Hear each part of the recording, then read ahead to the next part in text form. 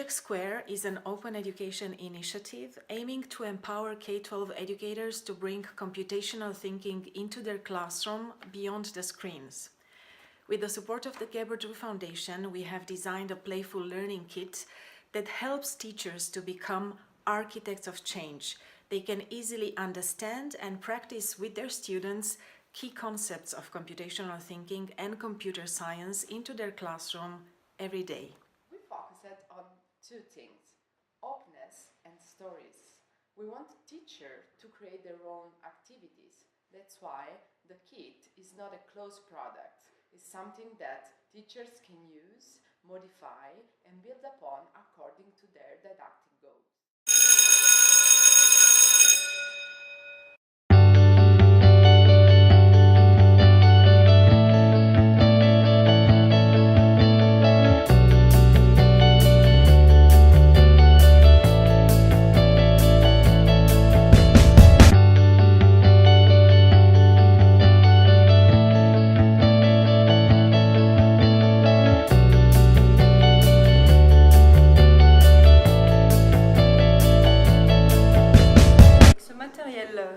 Du Project Square, ce qui est intéressant, c'est de pouvoir manipuler avec son corps, sur le sol, des concepts informatiques clés comme la séquence, l'instruction, la boucle. On va tester aussi des conditions.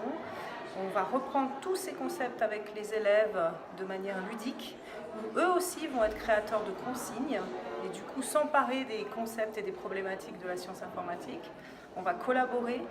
On va travailler ensemble, on va créer ensemble, ça donne une dynamique de groupe, une énergie qui façonne tout cet univers de sciences informatiques d'une manière ludique et participative.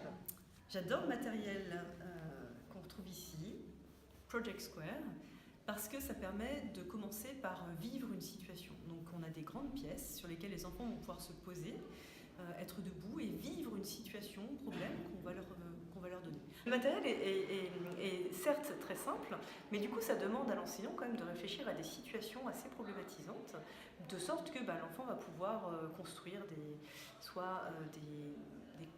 conceptualiser en fait des notions en sciences informatiques, soit en fait réfléchir autrement et essayer d'identifier un problème, de décomposer un problème, d'aller inhiber certaines pièces pour en fait favoriser l'abstraction, etc., etc.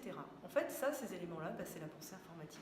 Donc ce matériel-là, ça permet vraiment de faire vivre aux élèves des situations dans lesquelles on va construire des concepts de sciences informatiques, mais aussi d'aller commencer à réfléchir autrement et d'aller essayer d'observer des situations problèmes et de développer la pensée informatique. Alors pour moi, cette initiation, ça m'a permis de voir mes élèves dans un autre contexte, même si je les connais déjà bien. Finalement, j'ai découvert des choses que je n'avais pas vues dans d'autres situations de la classe, alors que je travaille à 100% dans cette classe.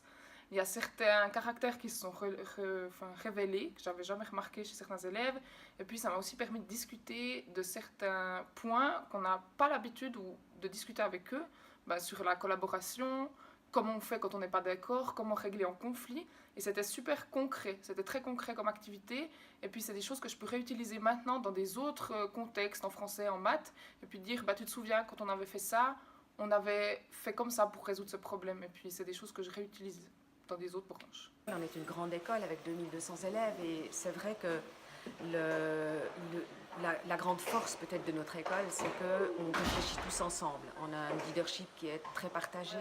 Ça veut dire que les interrogations du terrain sont remontées et partagées avec la direction de l'école, ce qui nous permet on peut s'engager dans des projets ouverts et innovants. Et à nouveau, bien sûr, que sans outils, sans moyens, c'est toujours plus difficile de créer des choses. Mais on voit aussi que nos enseignants ont beaucoup d'imagination, beaucoup de capacités créatives. Mais tout ce qu'on peut recevoir, bien sûr, par des associations ou par des moyens qui viendraient en aide à augmenter finalement les ressources de l'école, eh bien c'est toujours évidemment très, très important pour une école.